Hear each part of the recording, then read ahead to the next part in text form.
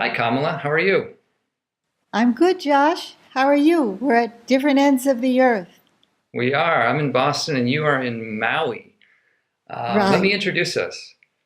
Okay. I'm Josh Summers. I'm a yoga instructor and acupuncturist in Boston, and I blog about mindfulness at joshsummers.net.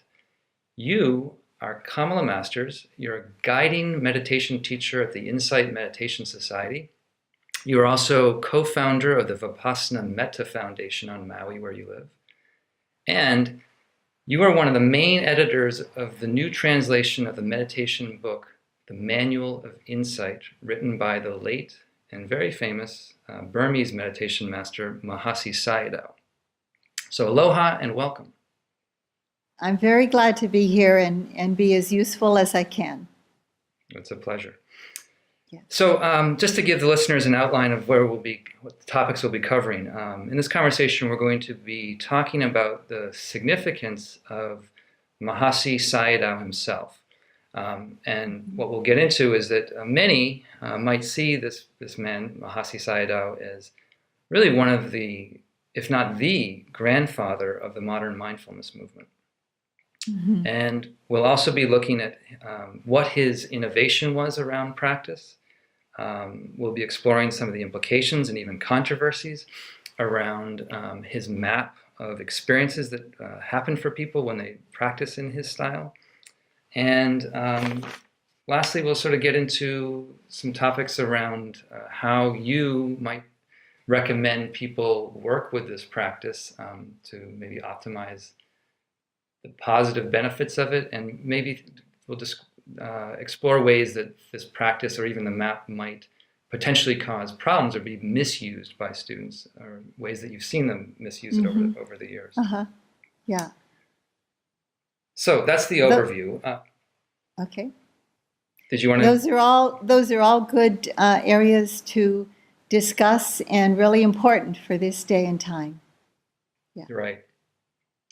So just so everyone gets landed within this conversation, if we consider the big picture for a moment, Buddhism is a very large topic. There are many styles and flavors and varieties of Buddhism, but roughly, if you look at Buddhism, there's three broad schools. There's what's called the Theravada school, which is kind of the oldest orthodox school found and practiced in Southeast Asia, in Burma, Sri Lanka, Right. Cambodia, Laos, and Thailand.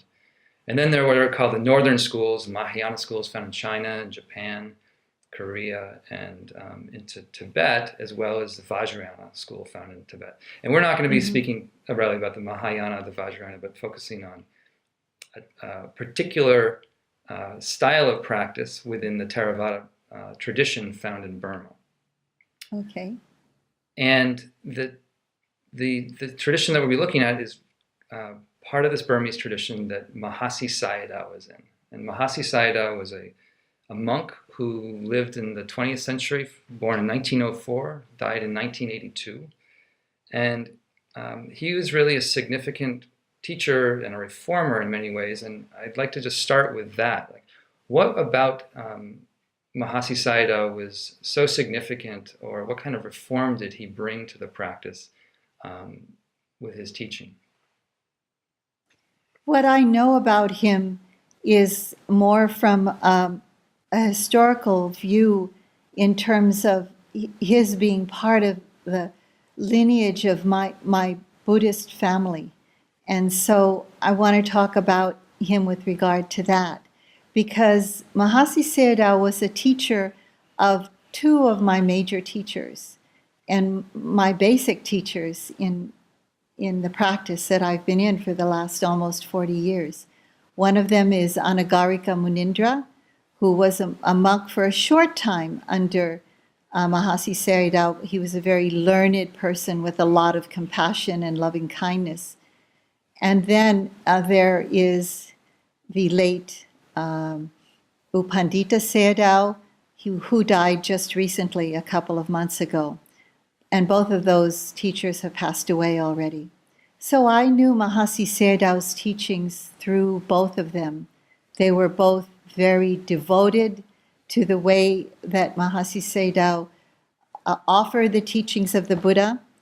And the screen just went off for a minute, but I turned it back on. Great. Both of those teachers were very devoted to the way that Mahasi Sayadaw presented the teachings. And I believe because he was so just absolutely revered for his integrity and his way of upholding the purest view that he could of the way that the Buddha offered the teachings. But Mahasi Sayadaw offered them in a way that was, to my understanding, was the way that he experienced them. So I believe that he offered the teachings in the most authentic way he could, and that was the way he actually experienced them.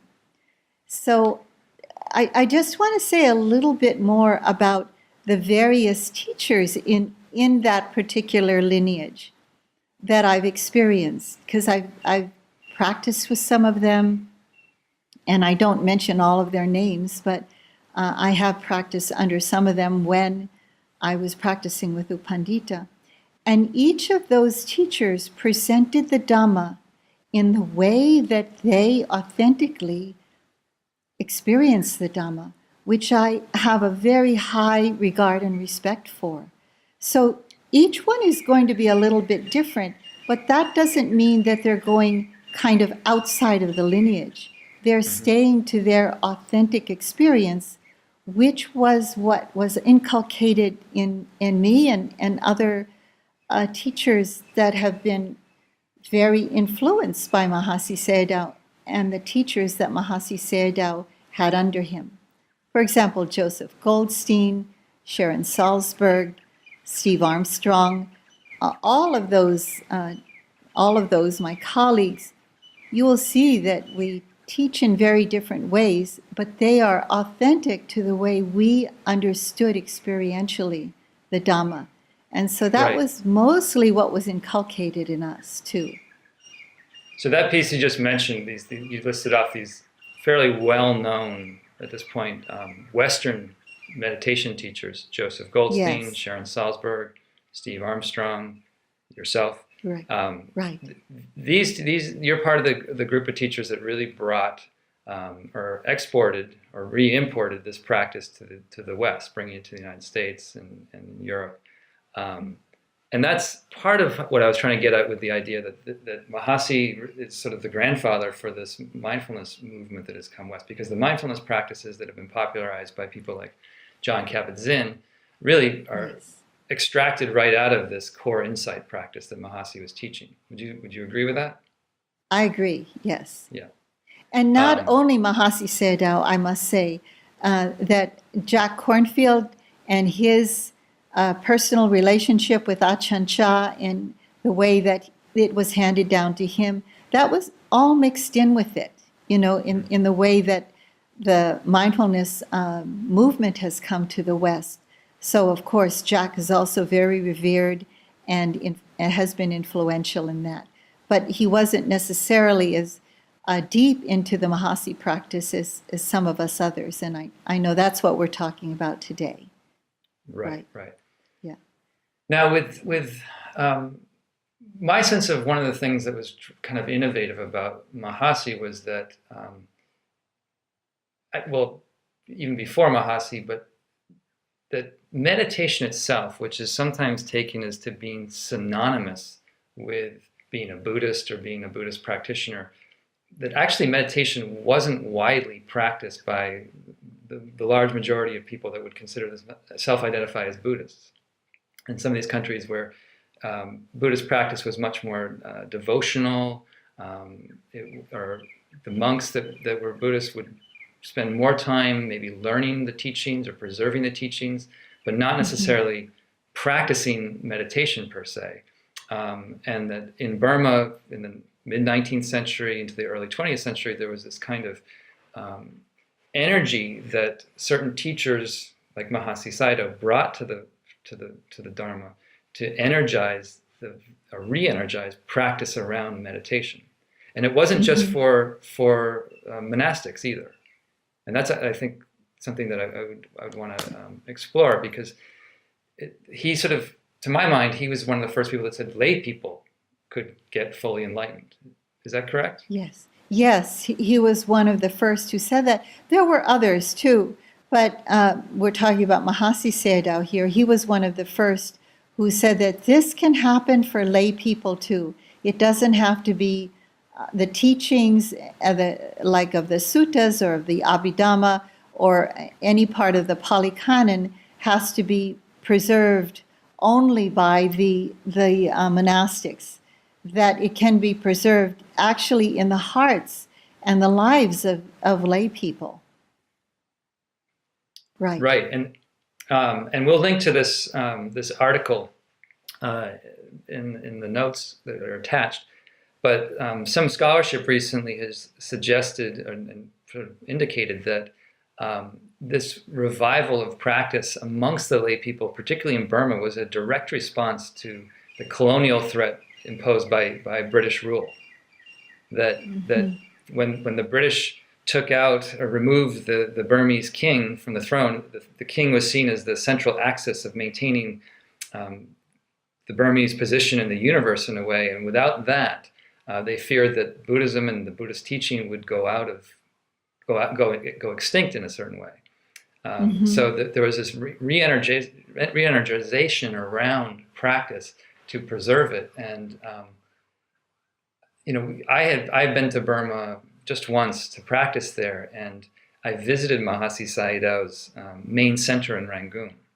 And I just one of the things I wanted to mention was to try to give a feel for what that place looked like, or what that place was like when it was humming, because as I remember, it was sort of a small city or a small town with huge, enormous pavilions where people would gather to practice meditation beyond retreat and hear these teachings.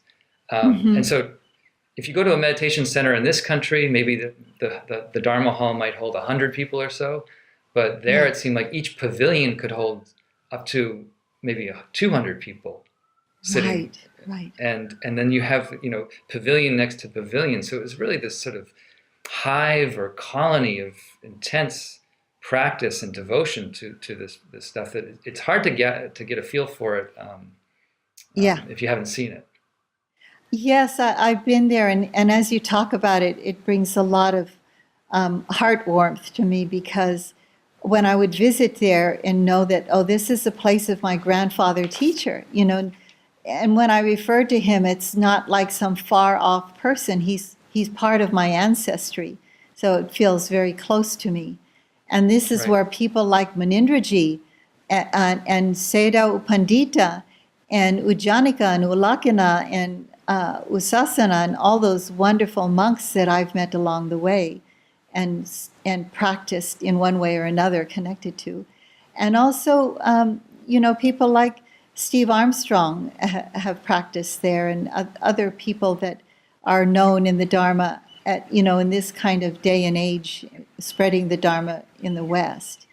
And when I went there, it really astounded me, like when I would see the halls where meditations were being offered, where lay people could come and meditate. There would be 2 floors, of men and women. And when you would hear them, I don't know if you remember this, Josh, or if this happened when you were there, but for example, they would start chanting the precepts or start chanting Metta, pervading Metta all over. And one hall would start... Metta being loving kindness. Yes, the loving kindness, the pervasion of loving kindness all over to all beings and all these animal beings and beings in heavenly realms, etc., etc. And so you'd hear it from one hall, and then another hall would start, and then another hall would start, and it would just...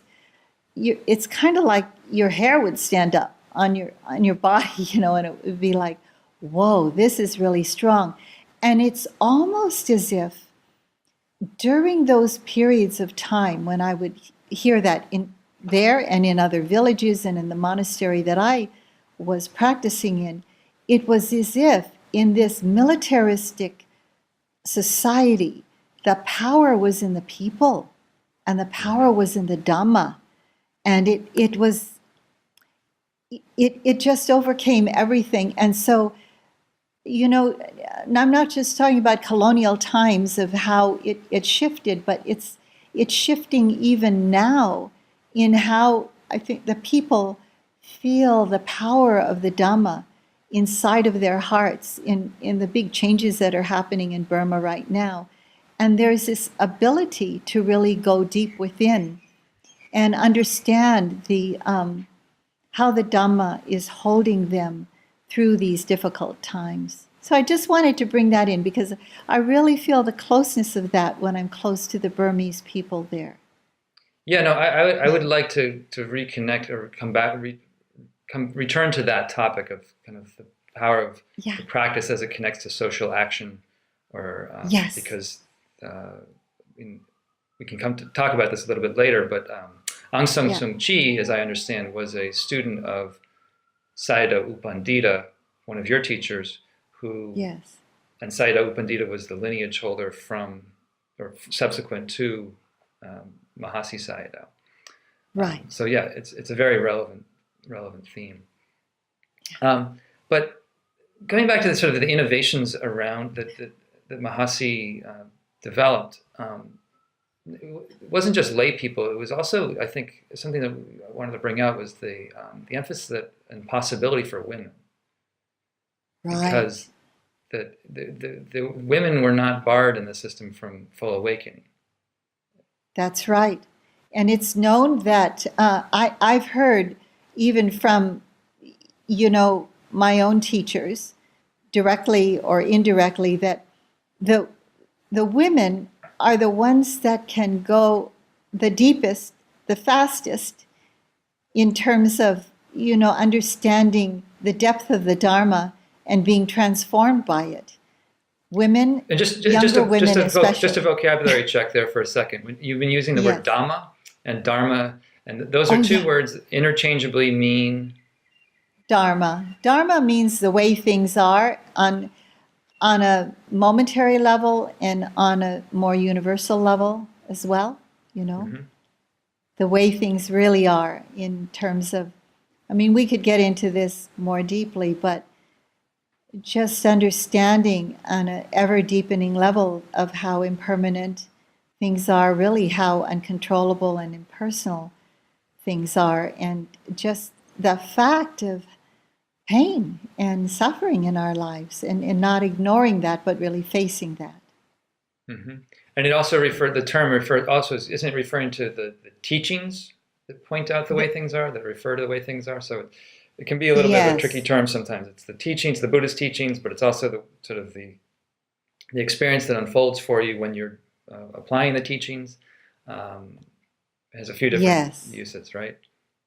It has, momentary experience of the way things are, and bigger experiences like what I just mentioned: impermanence, the impersonal nature, the unsatisfactory nature. Those are all teachings.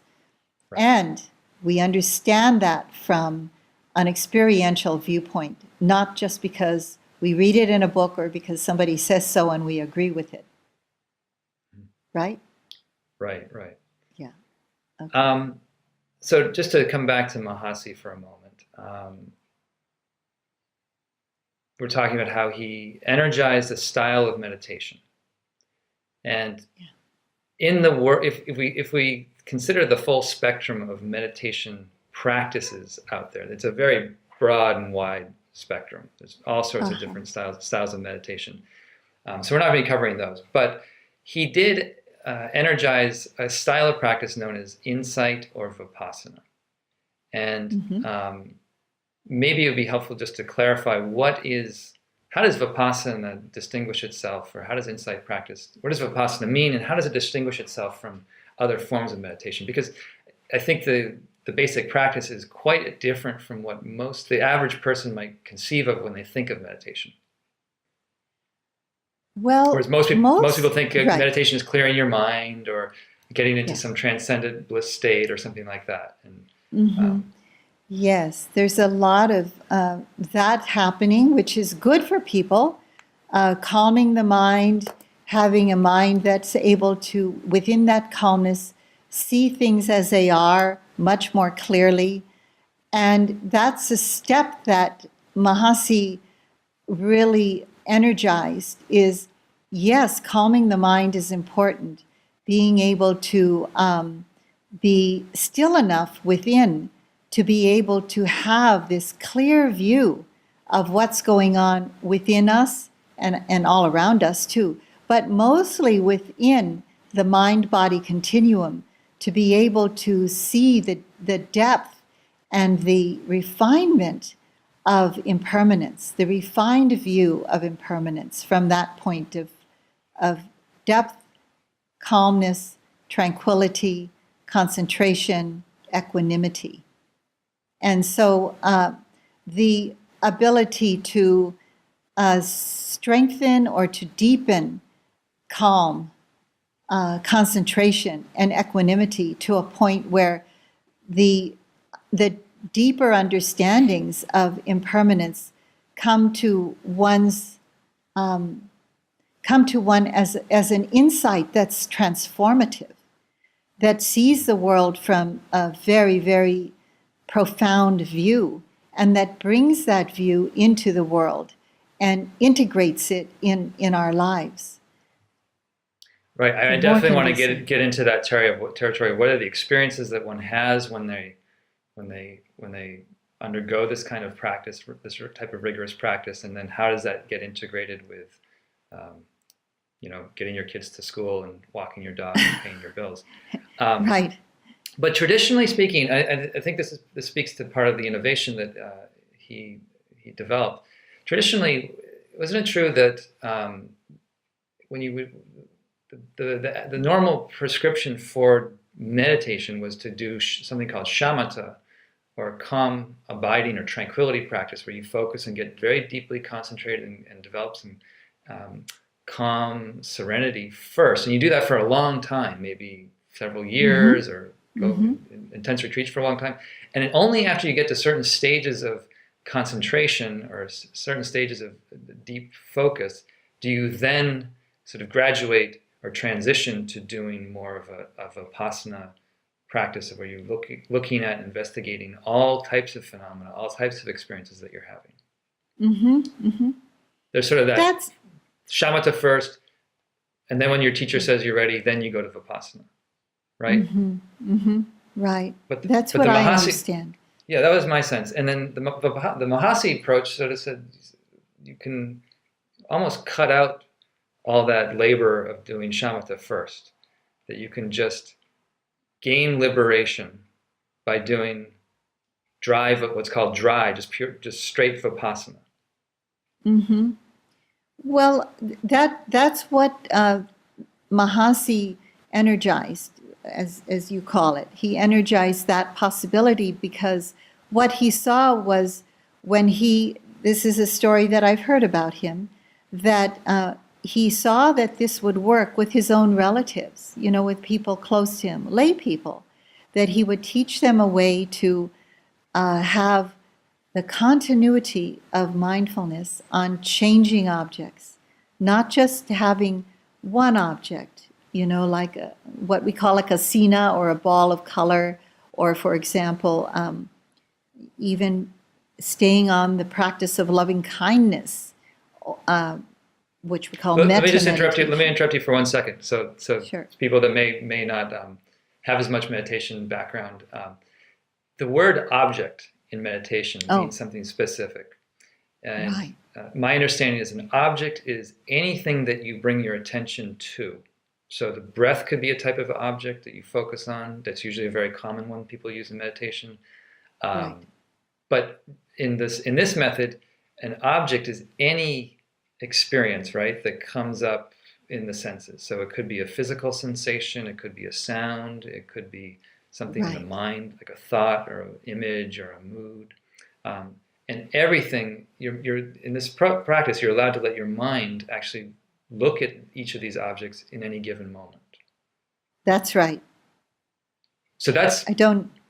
You said that very clearly, so I won't Yeah, no, no. expand. Yeah. But I want people to get a sense, because this is a departure from what most people think of when they meditate.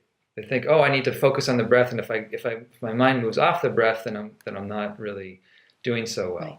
But Right. in the Mahasi approach, what I found so interesting about it is that you are actually allowed to let your mind notice what was occurring moment by moment.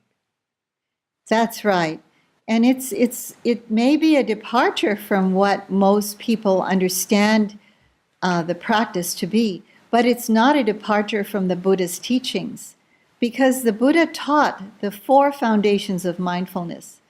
Of course, and they include all of the things that you just spoke about, so I won't repeat that.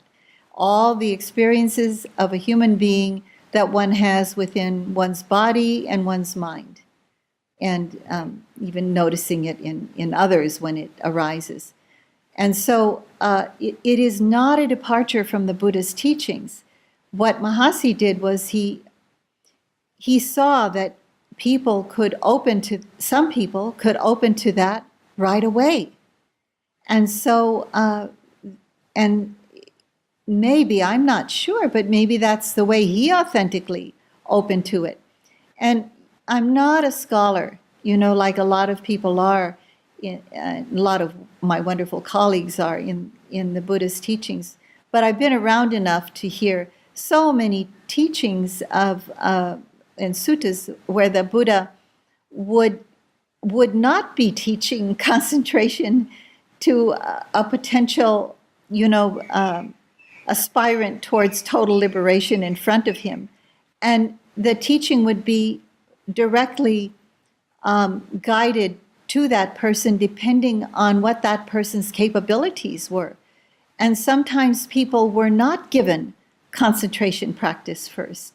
So it's not exactly true that has to be for everybody, that maybe that's the way the Buddha went through it. Actually, it was, because during that time of the Buddha, that concentration was really prevalent, and that's what people were doing, and so that's what he was trying out. But then he understood that this isn't enough. We really have to open to more. And so that's why we have these 4 foundations of mindfulness. It's not only paying attention to the breath or paying attention to one particular thing, like, sometimes we've heard paying attention to a candle light or something like that. But Or a chickpea. There are many.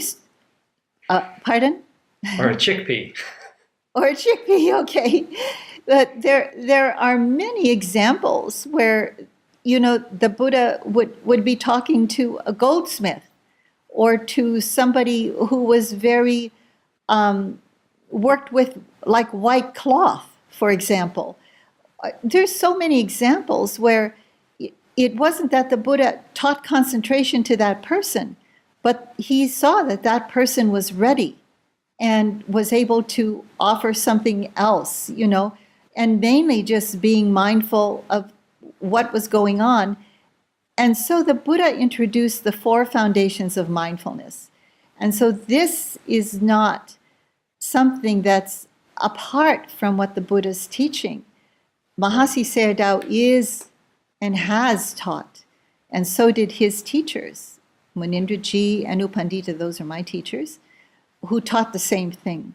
And so experientially, I understood it to be that there could be a continuity of mindfulness on whatever's happening in the moment. And there could be still a stability of the mind, which is concentration, a stability of the mind that remains, and that remains. It's coming and going also, but it's ever deepening, it's ever strengthening, and it can become so strong that in itself can satisfy that particular area of concentration, so that concentration is able to pierce through. Now I'm getting a little bit maybe spiritually scientific or Vipassana scientific, can pierce through the illusion of solidity or permanence, can pierce through the illusion of a personality view, can pierce through the illusion of that there can be some kind of continual satisfaction. Mm-hmm. And so it begins to realize something more profound and become more and more in alignment with that profundity of view and understanding. Right, I know I might be getting ahead of myself. You're slightly, no. You're getting just into this, Okay. the experiential result of applying this method, I think. Okay. But I'd like to hear from you, or I'd be curious how would you define sort of you're speaking about how there's a development of mindfulness that's staying present moment to moment. Right. And what was it about Mahasi's actual methodology, the prescription or the practical instructions that he deployed that helped a meditator or helped someone practicing this method develop that moment-to-moment attention? Something that was really different about him from the time that others were practicing, say on the breath at the nostrils, where they began at the breath at the nostrils, is I'm not sure whether he was the only one. Maybe his teacher did this too, but I just knew it from Mahasi Sayadaw, is he had people come to the experience of the abdomen rising and falling as the breath came in and out of the body. And that turned out to be, now I'm speaking experientially for me, that turned out to be for me and others that I've been in the teaching role to or with, a very grounding experience for a lot of people. Not everybody can do that, be there with it. But most people can. The grounding of the attention or mindfulness, I interchange those words when I speak. Mindfulness, awareness, attention. I was going to ask you what your definition of mindfulness was, but... I'll get to that. I'll finish Okay. this one first. Okay. Sure. So being able to have a sense of real stability and groundedness in the body that is more predominant for me than the breath at the nostrils, because it's really feeling all of the elements. And this is what U Pandita explained to me, that when we're with the experience at the belly, as the belly rises and falls, there is the direct experience of all the elemental, all the awareness of many elements arising and passing away. So there is this experience of the earth element, or the hardness and softness of the belly. You're not seeing it as belly at that moment. You're seeing just hardness, softness, smoothness, bumpiness, These are sort of, this is on the level of direct sensation.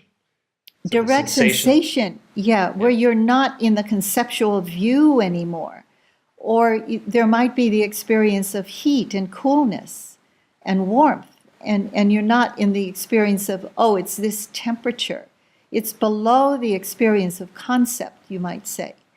And so just to complete that, it could be the experience of the air element, which could be vibration, or it could be pulsing, or it could be swaying of the body. But you're not thinking about body. You're just really feeling the pristineness and the refinement of mindfulness or awareness connected to that direct experience. And at that time, the mind is not conceptualizing a sense of self or other around that. It's so in the moment that one comes to live in that moment in a very different way. And that moment, those moments are inculcated in the wisdom mind, in the deeper understanding mind, in a way that can't happen by just reading it or hearing it. And that's what this practice and Mahasi and all of his teachers would bring you to that kind of experiential understanding. So what I just explained is, in my experiential understanding, why using the breath and the feeling of the abdomen rising and falling was so important in my own practice. It lended to a sense of stability, the ability to stay continuous on the changing experiences even at the belly, but also to be open to any other experiences of the other foundations of mindfulness that would arise naturally. And so these other categories of experience that come up, like sounds, thoughts, yes, other sensations other than the breath. And while attending to these, or while observing these things with sort of clear attention in any given moment, I think the Mahasi method also unique in its prescription of recommending that a practitioner note or label or give a silent tag to the experience? That's a good thing to talk about also. He was one who, including his own teachers, my teachers, Munindra and Upandita, and others, Vivekananda, for example, they would encourage you to note, because what noting does is it clarifies perception. It's a silent mental notation in the mind. It's less than a whisper. It's not a whole sentence. It usually doesn't start a lot of thought rolling around, but some people have problems with that. So we tell them, never mind, don't note. But what happens with that is the mind becomes so clear about what's happening, and there's even more clarity, like, say, for example, hearing happens.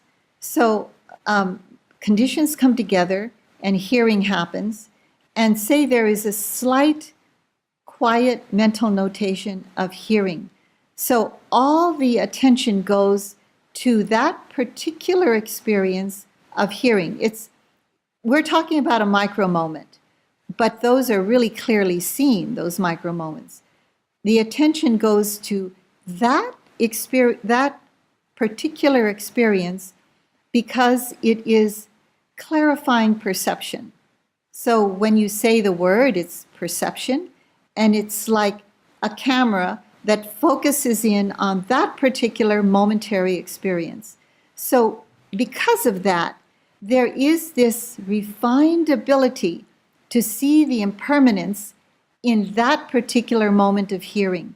And that's really profound, to be able to see that.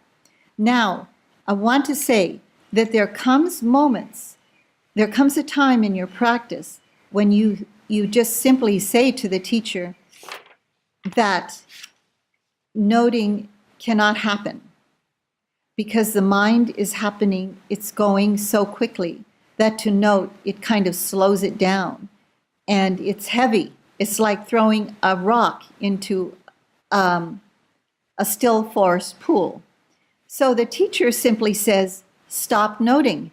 So it doesn't go on all the time as some people think it does. The teacher just says, just notice now. So let me pause you for a second and just step back and try to give people that are listening a sort of the big picture of what this practice might actually look like if you were to go on a retreat, a silent retreat in this style. I did one for 2 months, and I know you've done several of these long, intensive retreats in this style. You wake up, at 3:30 in the morning? Something like that? 3 o'clock. 3 o'clock you get up, and the instructions I received, I assume they're the same ones you received.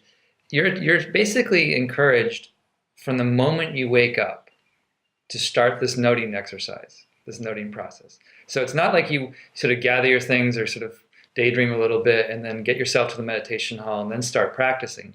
It's literally from the moment your eyes blink open, you note opening. And then when you think about moving your arm, you note intending to move the arm. And then with every successive event, whether it's in the body or mind, you're just tagging that, or tracking it, and taking it in inventory moment by moment throughout the entire day. Now, when I describe that to my friends, they say to me, that sounds like a recipe for insanity. it just on the face of it, it just sounds like, why would you ever want to do that? But it's really a hard thing to convey to people that haven't done it, that it does, in a relatively short amount of time. I think what it does is it circumvents the thought process in a way, because it drills you down into a very deep connection with sensory experiences in the body. You see your body from a different perspective. And when thoughts or things do come up, they sort of flicker out of your consciousness so quickly. Sometimes you hear the word, you get a granular perspective or a pixelated perspective on your body mind. Right. And so that speaks to, I think, the power of the practice. And I also think it speaks to potentially some of the something that might be missing from the practice. In that, as you mentioned, the third foundation of mindfulness is mind states and thoughts. That's usually the way it's categorized. But if you're drilling down deeply and getting very focused on sensory experiences by doing this practice, you actually kind of interrupt these thoughts from ever really taking flight or taking off or leaving the station. That's true.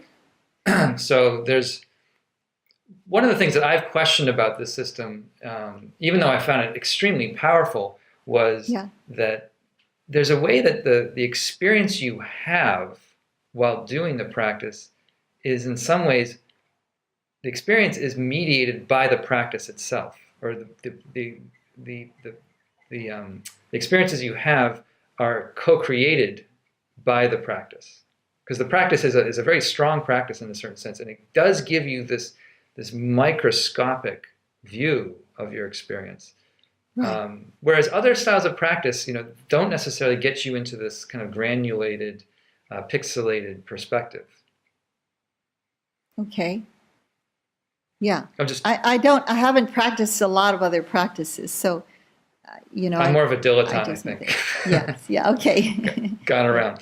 But anyway, so while practicing it, you get this very granulated, pixelated view of things. And then this leads to maybe another topic we can explore, which is part of the book that you were instrumental in editing, this Manual of Insight, gets into what's called the progress of insight.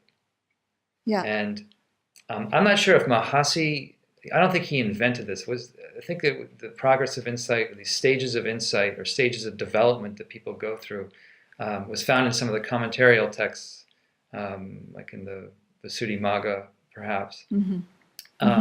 But he emphasized it and really spoke about it, didn't he? And it was pretty transparent about it, in a certain sense.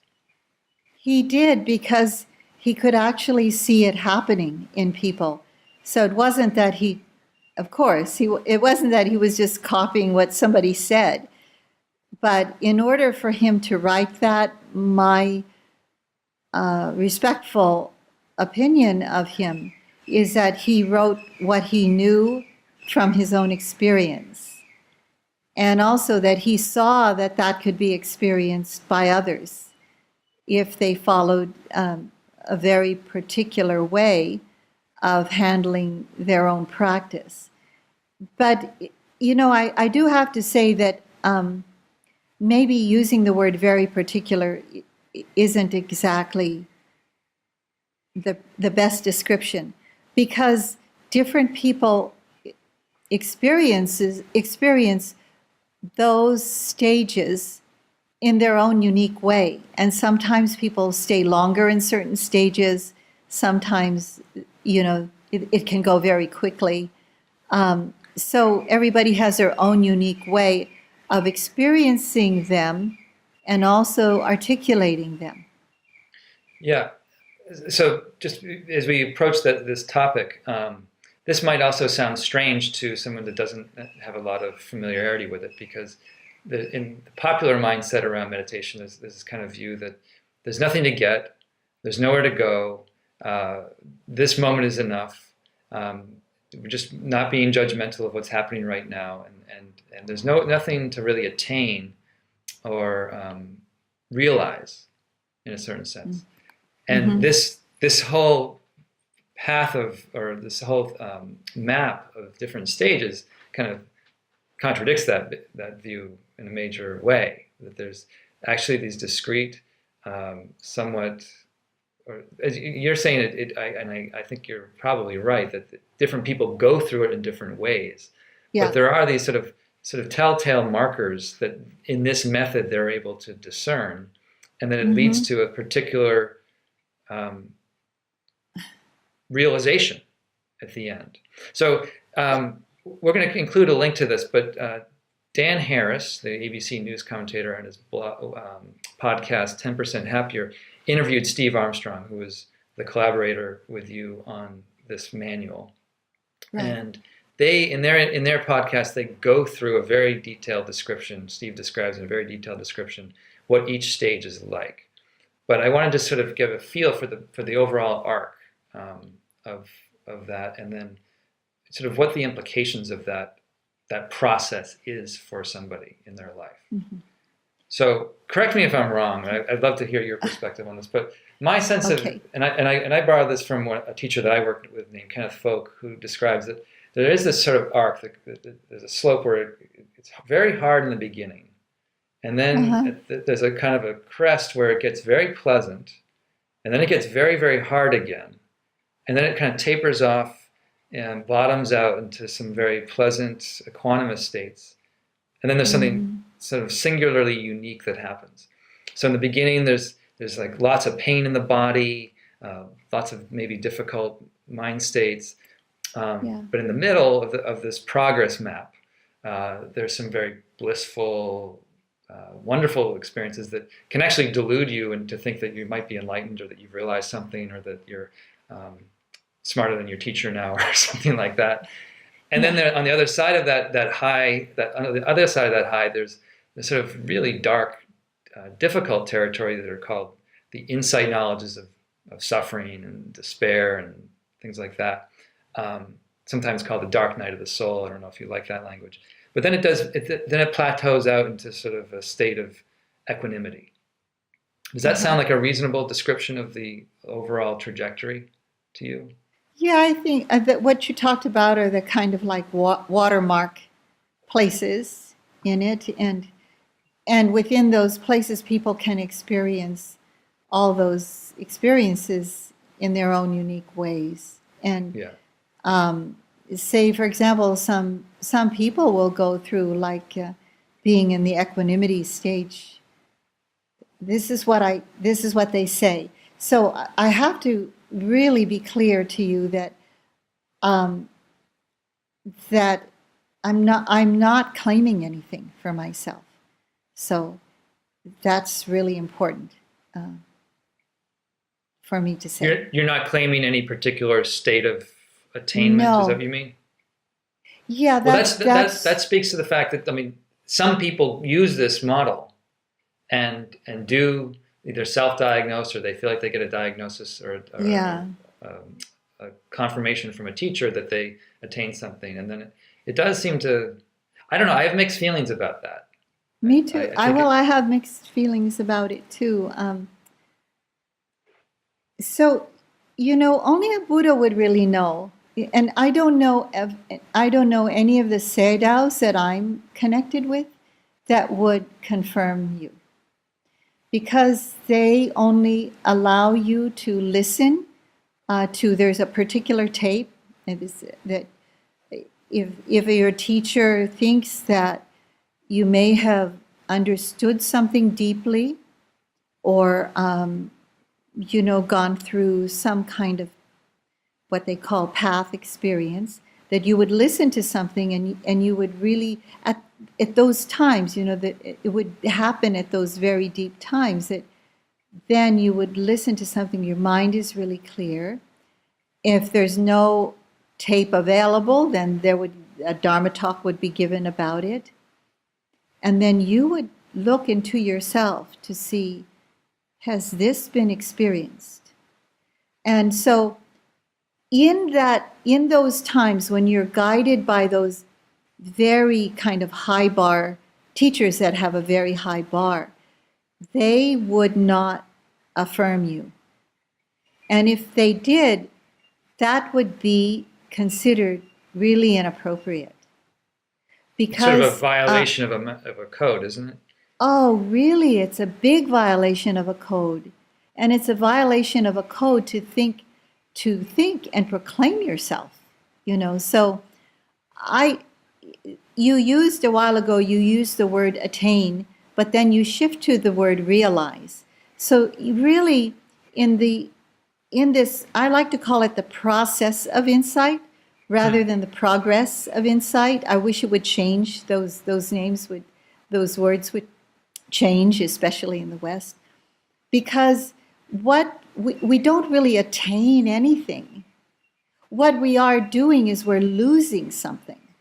Is where the mind is uprooting the tendencies of greed, hatred, and delusion, and ignorance.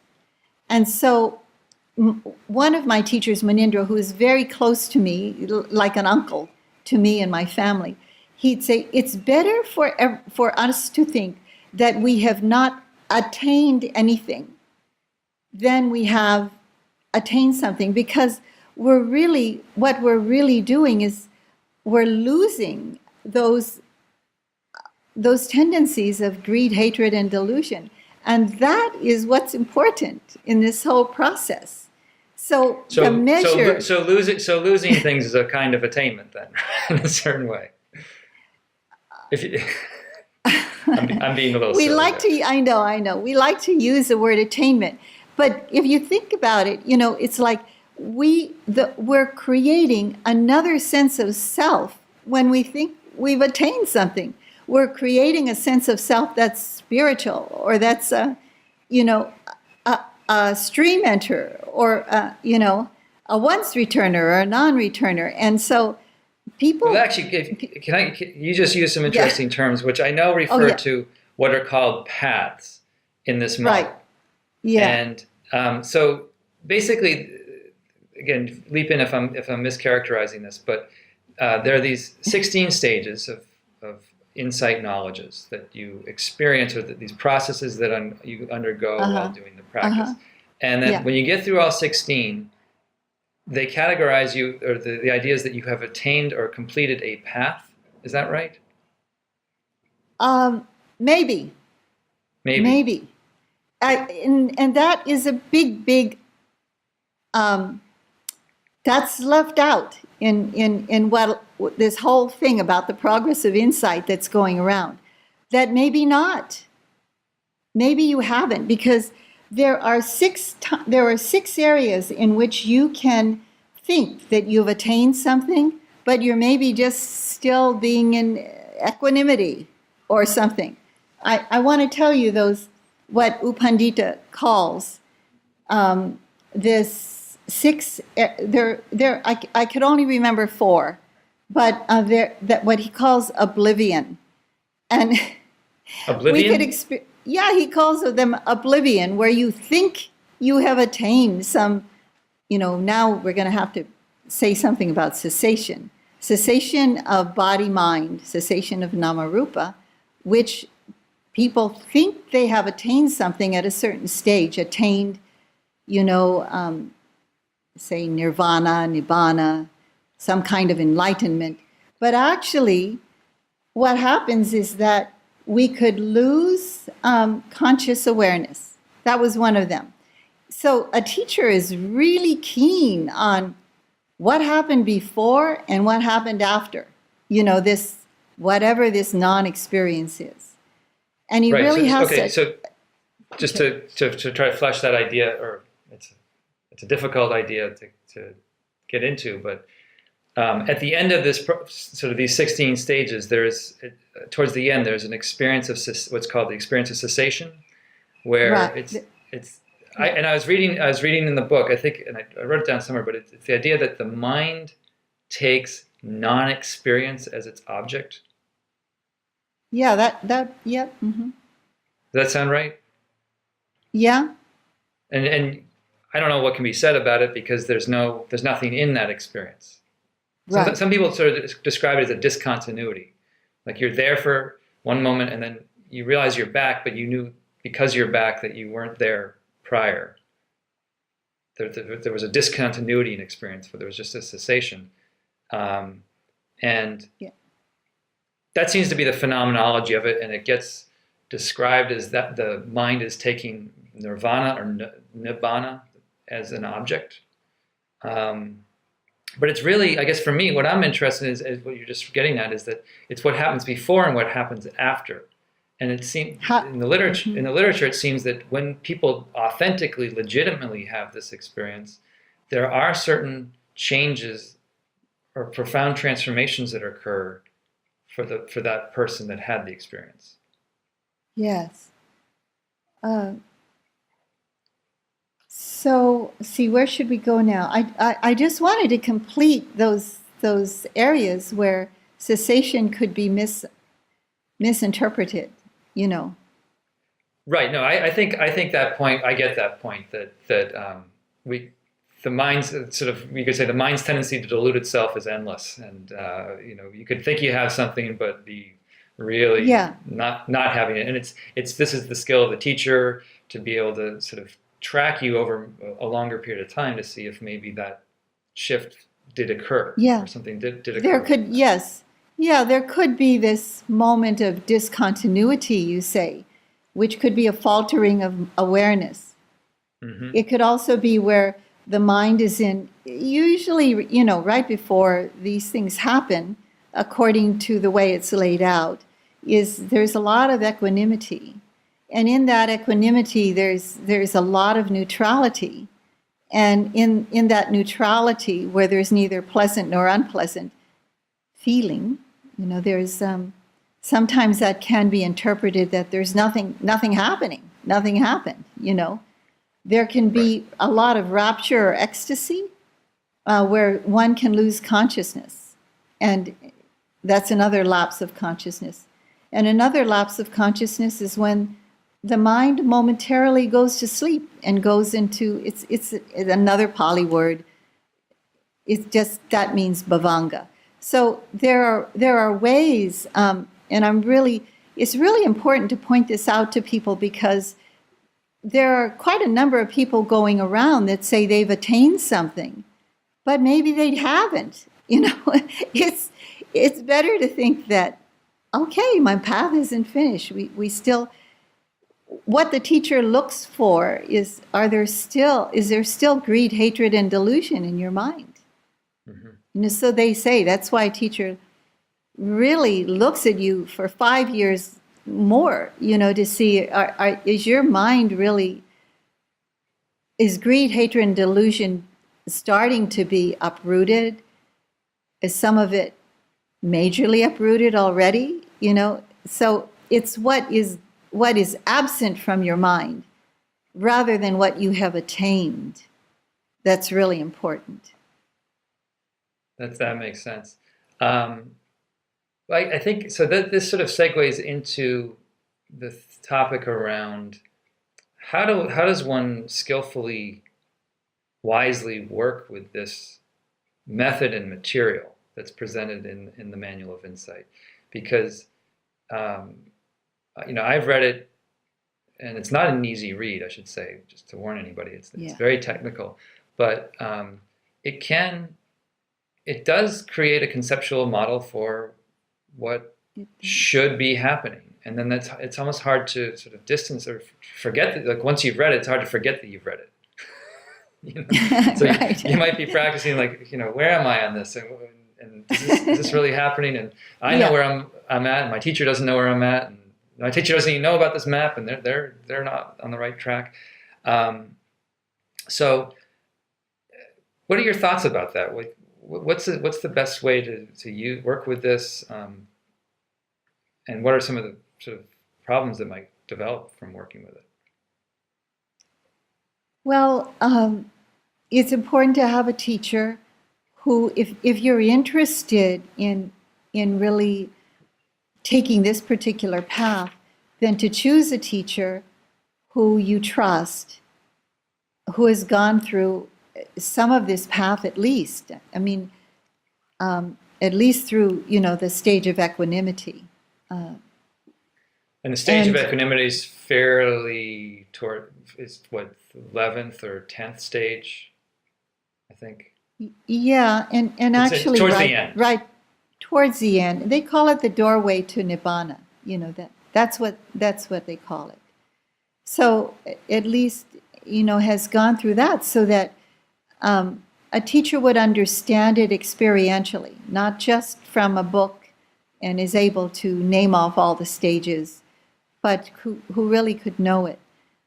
So also to have a teacher whose major importance is for you to develop the virtuous qualities of the mind that help set the foundation, help the inner, the heart, mind, and the way you act and speak in the world be the foundation for that deep practice to actually grow from. Because without that, it's not really true. It doesn't. It can't grow really from a place of like you can just go around, not caring how you hurt people or what you say, or it has to grow from. That's why the Buddha presented it in terms of sila, or harmonious living. He also, next is concentration, which is stability of mind, which, yes, Mahasi Sayadaw presented it differently than having that, that deep kind of samadhi that they did during the time when the Buddha, before he became enlightened, this Buddha of our time. And then to go to Vipassana, which you asked before, what does that mean? It means seeing things as they really are at the relational level, but also at the very profound, ultimate level of seeing the impermanent, impersonal, unsatisfactory nature of life, and being able to live in alignment with that. So, yeah. Yeah, I think one of the things I think what you just mentioned is really important is that when you practice in Asia, there's a huge emphasis on what's called sila, or the ethical foundation. You're taking practicing precepts of sort of intentions of non-harming, in various dimensions of your life, and really sort of getting your ethical act together before going on and doing meditative practice, which is it's been inverted a little bit, or even a lot, in this country, where the meditation piece has been extracted and just used as for stress reduction or some other kind of tangible benefit, but people aren't really. It's not emphasized as much. It's not. No. To focus on the ethical side, but I will say, I think you can come back to it, because if you do try to sit with yourself in one of these types of retreats, it's not like you won't escape thinking and ruminating about poor decisions you've made. Like that will kind of assail you in a kind of a very torturous kind of way. I know, speaks from firsthand experience, and that can be motivating in itself to kind of get your ethical act more together. You're right. Yeah. And so, in fact, we see as we go through the process and we go more deeply into ourselves to see what's going on, when we shudder. I mean, I know you've practiced too in this tradition, Josh. Don't you, when you see something in yourself, I mean, we shudder to see it, like, oh my gosh, that defilement is really clear. And so we're watching out for that more and more, so that things don't come out of our mouths that get us more in trouble, that things don't come out of our actions that not only hurt other people, but they hurt our own karmic stream. That goes into our stream that's going to come up again to haunt us. So we just become much more careful. So just want to tell you a story, because stories tell a lot. When I went through something really, really difficult in a long-term practice with Sayadaw Pandita. And it was just one of the hardest things I've ever done in my life. And I was in my 20s, and I was in my early 30s, and there was so much dukkha. There was so much dukkha. I felt like there were 4 horses connected to each limb, and they was just pulling my body apart. So dukkha is pain, suffering, pain, discontent. Pain in the body, pain in the mind. It was like it just came up so much that I couldn't bear it. I couldn't bear it. But I had a strong, extremely strong teacher who really held me through that time period. So got through that time period, different things happened. And then when I went to him, then the mind was at ease at that time. And then he said, now, what's important to you? What's really important to you now? It wasn't anything about what had been gone through. It was about that I really have to be more careful with my karma. I really have to be more careful with how I speak with people and how I act with people. And that's what karma means, is action, sort of actions and its results, right? Intention. It has to come from your mind. Yeah. Uh-huh. Don't forget that. It's intention and action. And I have to remember now that a lot of this is coming out in our generation now, that we can't just think about intention. We have to think about what impact is that intention going to make on the world and on other people. Because oftentimes we just say, oh, it wasn't my intention to hurt you, but there was no thought about what that impact would be on another person. So it's intention, it's action, and it's impact. And keeping close attention to all of those things, because you want your karmic stream to be as pure as possible, so that you can continue to uproot these defilements in the mind and in the heart, and to cause benefit in the world rather than more suffering. So that answer that I gave to my teacher was really important for him to mirror that back to me, to say that it's not about, he didn't say this, but he gave me the impression, it's not about whatever anyone attains. It's what actually the realization, the understanding of what life is really all about, and to come out of it being a good person, a kind person, a person that wouldn't be cruel to somebody, a person that cares. And so, this whole thing about, I'm really sorry sometimes that, people use this progress of insight to just make it another kind of self. Diploma. Diploma, a kind of self to get attached to. And then you don't go further. You just, that's the thing about people, they call it they call this thing the stink of enlightenment. When you think you're enlightened, and it's like you just got attached to an idea of something. And so it's always better to think that, like Manindra used to always say, my path is not yet finished. And that was the important thing, that you still had to keep going, And so, but I do believe in this, the way that Mahasi has laid it out. He was very refined, and that was done with incredible integrity and the use of languaging that in his time could encompass a lot, and there still is a lot of latitude in the way, different ways that people can understand. So I want to also tell you and put out there that there are people that I have that are my friends and yogis.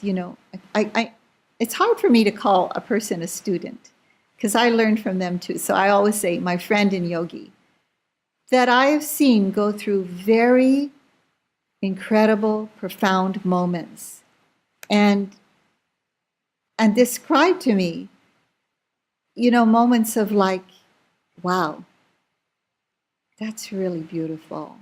That's really beautiful. But they don't even know anything. They have no idea about what they went through. And then when I watch them go through their lives, like, in the next 5 years, just the beauty of their lives and what they're bringing out into the world, they don't know anything about this progress of insight. But I saw them go through a lot of what I believe to be profound, but only a Buddha would really know. I just always have to say that. And so even for me, I don't know, but I'm really trying to keep my slate as clean as possible. And whatever's coming up for me, in my practice, which can actually be a lot more dukkha as you go on in your practice. And why is that? Because the mind sees things more clearly, and it hits you in a much rawer way. You feel really raw when it hits you. Yeah, you become more sensitized, you're Definitely. more present. You're not as numb to what's there. You're not as numb. You don't avoid it. You don't push it away. You don't. I had somebody say to me just recently that, because sometimes I feel grief and loss, that I'm not a good poster child for the Dharma. And it was like, wow, I'm facing dukkha. And that doesn't mean I'm not a good poster child for Right. That speaks to the idealizations that people get about what the idealizations. Right. Maybe a poster child would be somebody who doesn't have any emotions, but I do, and I'm I heard one of the great Tibetan, who was the first Tibetan monk who was the first American who became a monk of the Dalai Lama. I really love this older fellow. He has a daughter that's Robert Thurman. Robert Thurman. Yeah, I heard this from him, that he said something like this, that, when you start in the Dharma, it's like you might feel a rock, or it might feel like you feel dukkha like a pebble in your shoe, right? And then after a while or maybe first in your hand, and then you feel like it's a pebble in your shoe.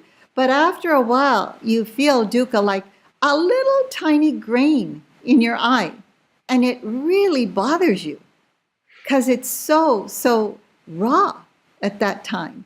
But your mind has this ability to be incredibly honest about it and to be incredibly open to it and to say, yeah, this is part of my path and I have to open to this too. So, Yeah. And you've got to have a teacher. I just want to finish because this is counter to your question. You've got to have a teacher that will also help you to be loving with yourself. If I didn't have Munindraji, it would be very difficult for me just to have Upandita. But right. I had a real good balance, I thought, in my practice. And other wonderful colleagues that are on the path. So. Well, you've certainly inspired me, and I just want to be mindful of the time. We probably should tie it up, but I really want to thank you for everything you shared and brought to light around these topics, and it's extremely inspiring. So thank you very much. Okay, Josh, it's my honor to help. Yeah. Thanks, Kamala. Okay. We might Take have to do care. this again. Yeah, yeah. It was great to talk with you, Josh. You're an inspiration to me too. Okay. Well, Thank thank you. you.